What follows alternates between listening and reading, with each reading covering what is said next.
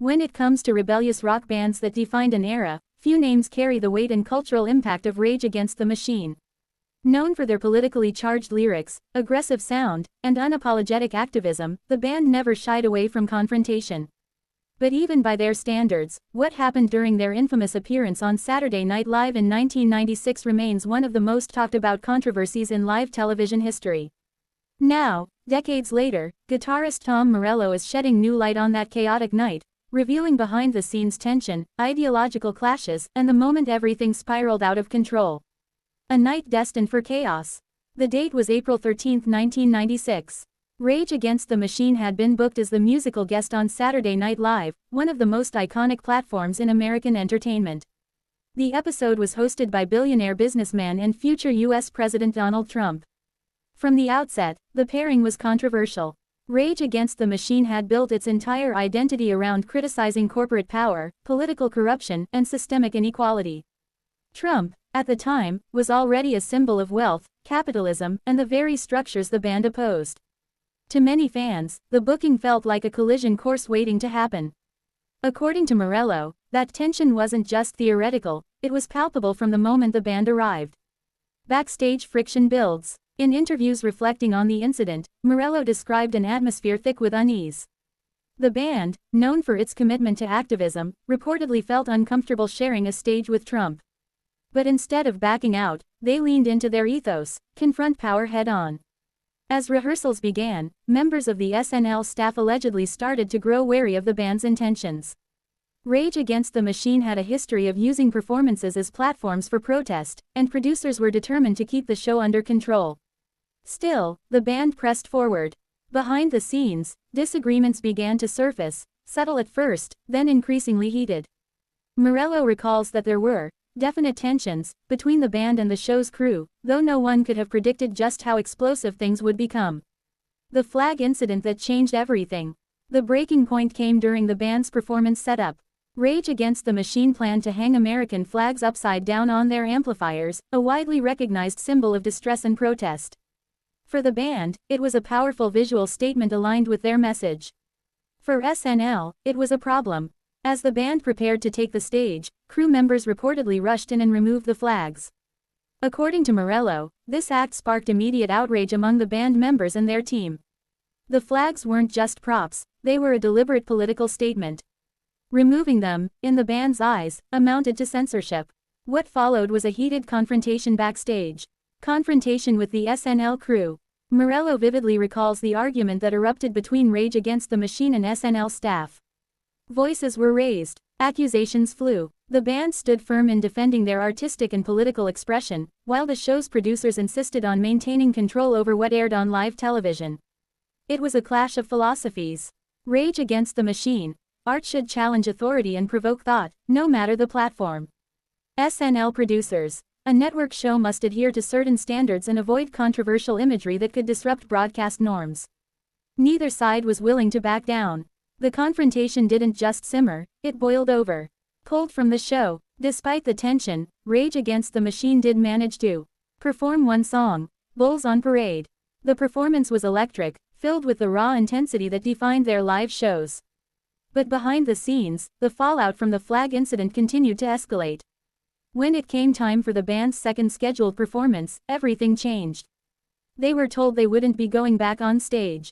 According to Morello, Rage Against the Machine had effectively been kicked off Saturday Night Live.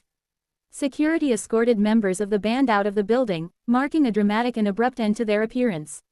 It was a shocking moment, not just for the band, but for fans and viewers who had no idea what had unfolded behind the scenes. A defining moment in rock history. Over the years, the incident has taken on near-mythical status in music circles. It's often cited as one of the boldest acts of defiance in live television history, a moment when a band refused to compromise its principles, even at the cost of a major platform. For Morello, it remains a point of pride. In reflecting on the experience, he has emphasized that Rage Against the Machine never set out to provoke for the sake of chaos. Their actions were rooted in deeply held beliefs about justice, inequality, and the role of art in society. "We were exactly the band we said we were," Morello has noted in various interviews. The political context. To fully understand the significance of the incident, it's important to consider the broader political climate of the mid-1990s. Rage Against the Machine emerged during a time of growing disillusionment with political institutions and corporate influence. Their music spoke directly to those frustrations, blending rap, metal, and revolutionary rhetoric into a powerful cultural force. Their clash with SNL wasn't just about flags or stage decor, it was about control, messaging, and the boundaries of free expression.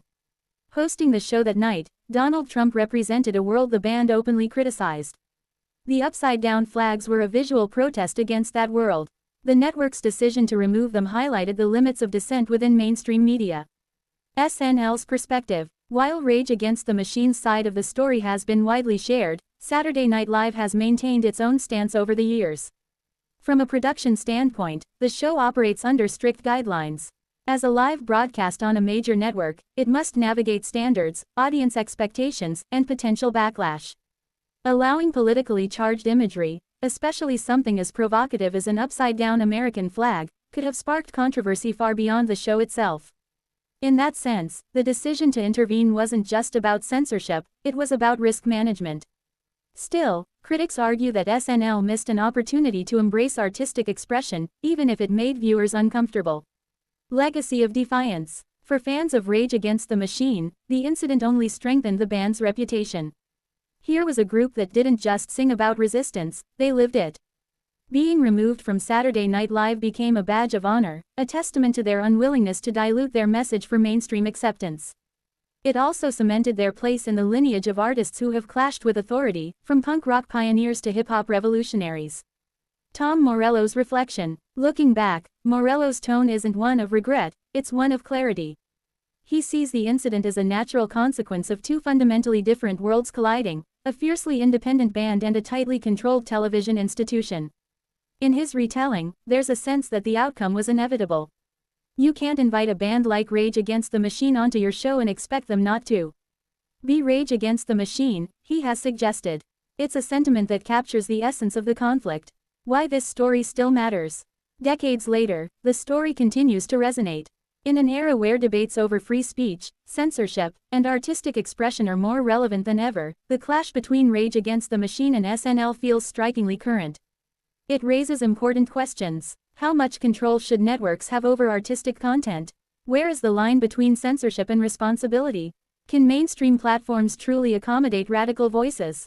These are questions that don't have easy answers, but they're exactly the kind of questions Rage Against the Machine has always pushed audiences to confront.